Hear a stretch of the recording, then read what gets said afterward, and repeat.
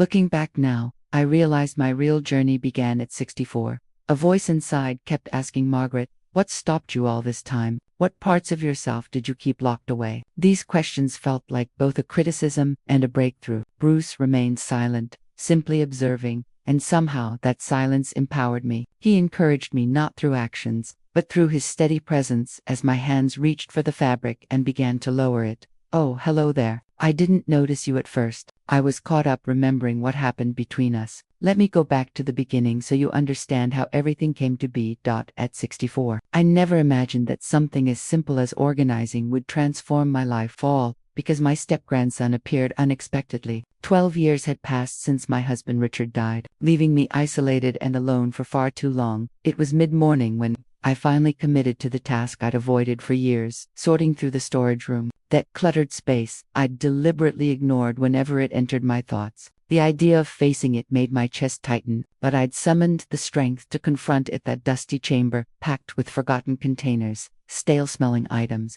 and remnants of decades past. The initial container I uncovered held something that startled me completely: an aged photograph collection from my earlier years. Browsing through it, one specific image captured my attention. It showed a coastal gathering where I stood, holding a tropical drink, dressed in a vivid tangerine swimsuit, laughing without any worries. A carefree young Margaret, radiant with happiness, gazed back at me.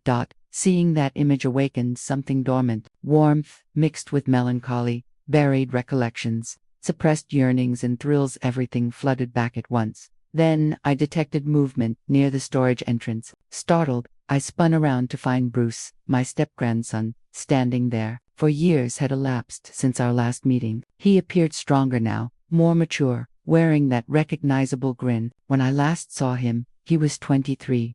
Now he must be 27. Surprise, he announced, raising a coffee mug. Bruce, when did you arrive? I asked, caught unprepared but genuinely pleased to see him. Just moments ago, he responded, descending the staircase. Noticed your vehicle outside and thought I'd drop in. Looks like you need assistance. I was about to decline. I can manage this. But before the words came out, he'd already approached with determination written across his features. For someone so youthful, his attention focused immediately on the collection I held.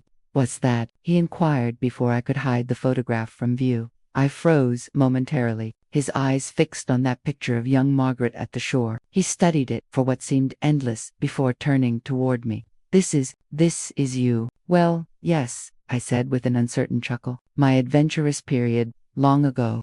Bruce's focus shifted between the photograph and me. Something flickered in his expression, a combination of respect and astonishment. It was simultaneously disconcerting and strangely heartening. Wow, he said, grinning. It's just, strange to picture you this way, but remarkable. If these personal revelations intrigue you, join my channel for additional stories. Remember to subscribe and activate notifications because believe me, this narrative is only beginning, and it's something you'll definitely want to follow. I felt something stir within me, something I couldn't quite identify. Emotions I'd suppressed for years, feelings Richard had never truly sparked in me, emerged briefly, but this wasn't appropriate. It couldn't be. All right, enough reminiscing, I said quickly, shutting the collection. We need to start moving these old containers outside. But I had no clue where that photograph, Bruce's reactions, and this tempest building inside me would lead. Bruce gently halted my hands as I attempted to close the collection. We should really examine this, he said, partially teasing, partially earnest. It's incredible seeing you so youthful, energetic, and transformed. Come on, let's continue looking. I wavered momentarily. Not every picture in that collection was innocent. Past those carefree shore images were bolder photographs, moments capturing the wilder aspects of my youth. But witnessing Bruce's fascination and sensing the appreciation in his demeanor, I couldn't refuse.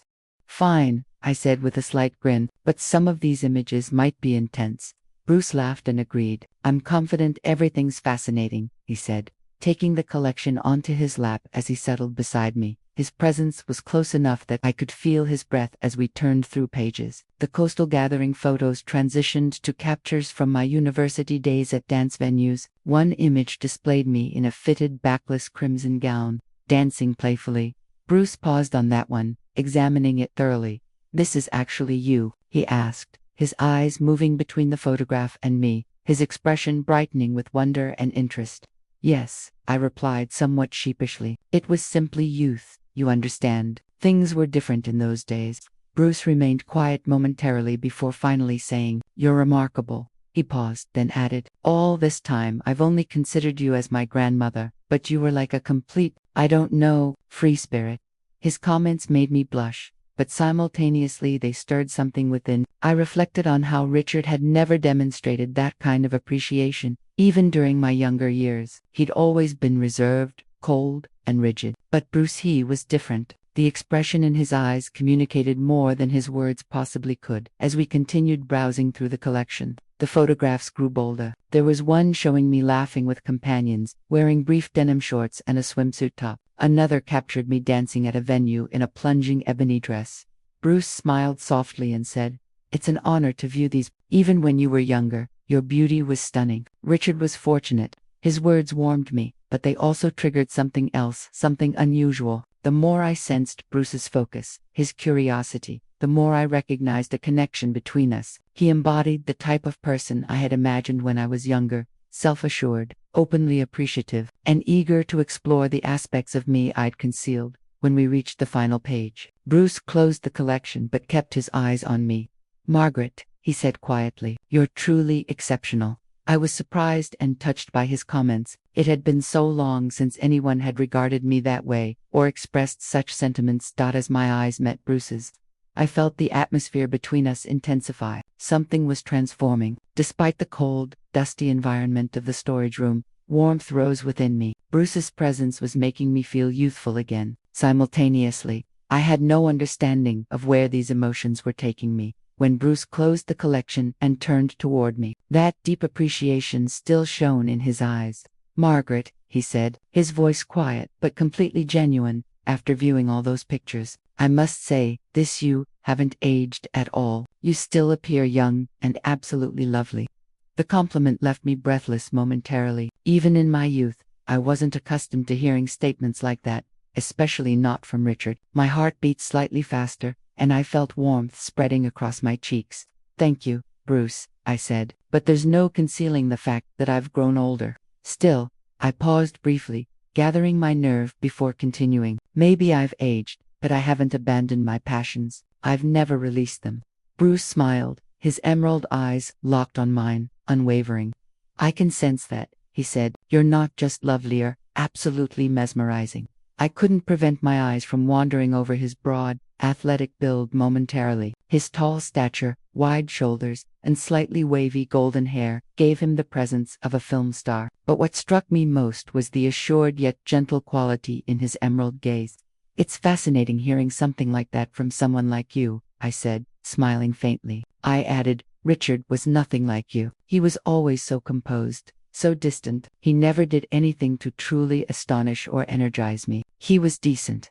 But Bruce tilted his head, listening carefully. "But not the kind of person you wanted, correct?" he asked. I considered looking away but couldn't. "Yes," I said truthfully. "Richard was never as thrilling or intense as I hoped he could be. I'm not claiming he was terrible, but I always felt something was absent." Bruce was silent momentarily before giving me a gentle yet confident grin. "Perhaps it's significant you understand that," he said. "Perhaps now's the moment to discover what satisfies that emptiness." His words ignited something inside me. The way this young person was demonstrating interest in me, comprehending me, and speaking so confidently, awakened an excitement I hadn't experienced in years. In that moment, I understood Bruce wasn't simply different from Richard.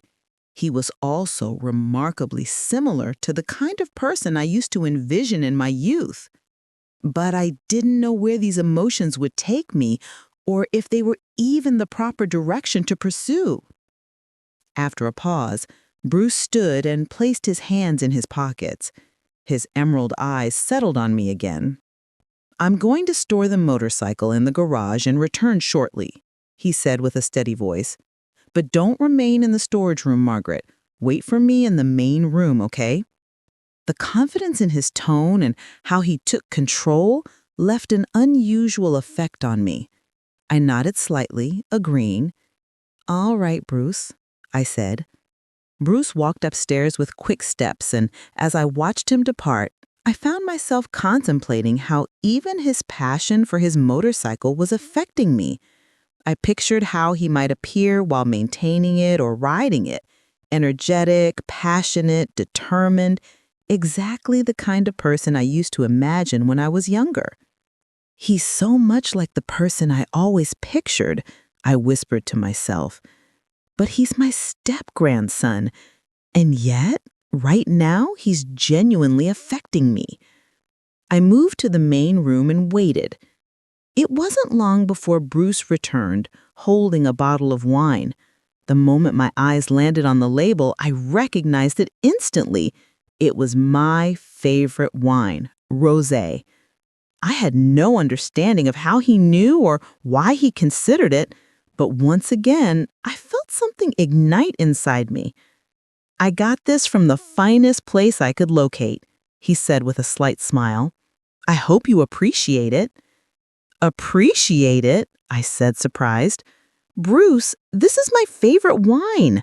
How did you know that?"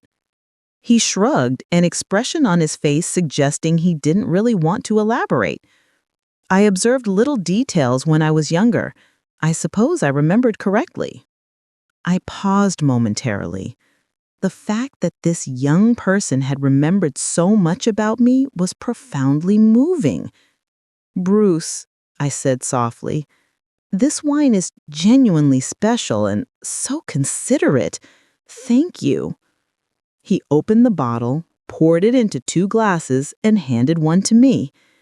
"Then let's share some pleasant memories tonight, Margaret," he said. We raised our glasses and toasted. As I took the first sip, the distinctive taste of the rosé danced on my tongue, and I couldn't help but keep my eyes on Bruce. As the conversation developed, I found myself attracted to him, not just for his appearance, but also for how he thought and carried himself. At one point, when our glasses were nearly drained, Bruce's eyes locked onto me once again. There was warmth in his gaze, a pull I couldn't resist. Inside me, I felt something shifting, a mixture of apprehension and exhilaration, but I still had no understanding where these emotions were leading me. Suddenly, Bruce paused.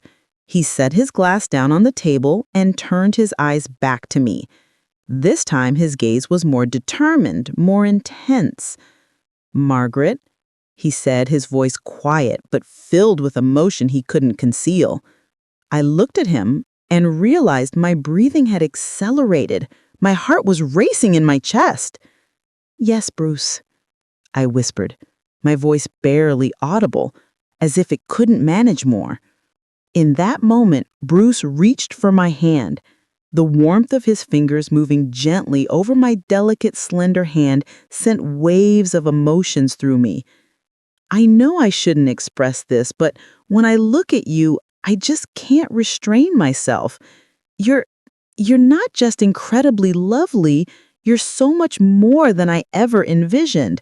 His words resonated somewhere deep inside me, and I felt my face flush.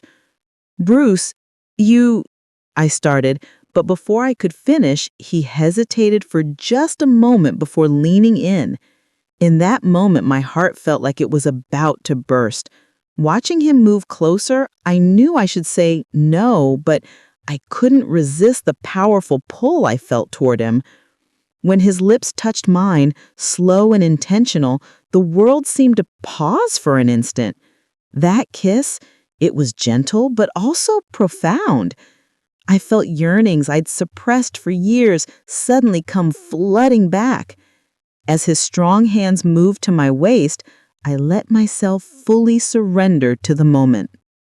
When Bruce's lips pulled away from mine, I could feel the tension between us lingering in the air. My heart was still pounding intensely. I looked at him, hoping my eyes could somehow convey what I was feeling, but putting those emotions into words seemed impossible. In that moment, driven by an impulse I couldn't resist, I leaned in and kissed him again. This time, it was me making the move. As my lips pressed against his once more, something inside me felt alive again. Bruce seemed slightly surprised at first, but he quickly responded. Our kiss became deeper, more passionate. His hand slid to my waist, his strong fingers pulling me closer with a gentle yet firm touch. I could feel his warmth radiating through my entire being. As we lay side by side on the couch, there was barely any space left between us. His presence, his breath, everything about him filled the moment completely. Resting against Bruce's chest, a restless sensation began to stir inside me. My heart was still racing, but this time it wasn't apprehension or hesitation. It was a burning yearning to let go completely. I slowly sat up, feeling his curious but calm gaze on me. His eyes, so focused and intense, seemed to comprehend everything happening inside me without needing a single word. As I stood, I hesitated momentarily, my heart pounding as I let a bold, powerful urge take over. My hands moved to the thin straps of my dress, which had started to feel like restraints holding me back. Bruce didn't say a word. He just watched me, and somehow that gave me courage. He was supporting me, not with his hands, but with his eyes. When my fingers grasped the straps and slowly slipped them down, the dress slipped off my shoulders, falling gently to the floor. The fabric pulled around my bare feet like a soft puddle. In that moment, I could finally breathe. It wasn't just a physical act, it felt symbolic, like shedding years of restraint and finally freeing myself. When I turned my gaze back to Bruce, the appreciation and awe in his expression were unmistakable. He didn't have to say a thing. He understood. This was me breaking through my own barriers and accepting myself fully. Bruce slowly stood from where he was sitting and reached out his hand toward me. His touch was always so tender and strong, but this time I wasn't just embracing him, I was embracing all of myself. For a full 15 minutes, I stayed in that exact position on the couch, barely moving. I was so close to fainting, but somehow I managed to hold on. Maybe it was the years of longing that had built up this strange resilience in me. Bruce's broad, powerful frame had always drawn me in, but now the intensity of my attraction was on another level entirely. I was left breathless, like I had just left the entire world behind. My heart was racing, my body trembling, and every inch of me felt the impact of his presence. For the first time in my life, I felt physically exhausted in the most exhilarating way. It wasn't a limitation, it was a liberation. Even as I was lost in these overwhelming emotions, my mind wandered into a strange reflection. I didn't truly live until now. Richard, what did he hold me back from all these years? What did I deny myself for so long? This inner questioning felt like both a quiet rebellion and a long overdue awakening. Bruce, still catching his breath, ran a hand through his hair. Seeing that he was just as affected as I was somehow comforted me. He gave a faint smile, fixing his tousled hair, and in a low voice he said, "I'm going to take a shower." In that moment, I felt the sparkle in his eyes, the softness in his voice, and the calm determination behind it all. And just like that, everything became even more real. I watched Bruce walk away, but my mind stayed stuck on what had just happened and the bittersweet joy of discovering myself so late in life. If you've made it this far, I know my story has left an impact on you. There's so much more to share, and you won't want to miss any of it. Make sure to hit that follow button, turn on notifications, and leave a comment about this story. I can't wait to hear your thoughts, so let's chat in the comments. Your support means the world to me.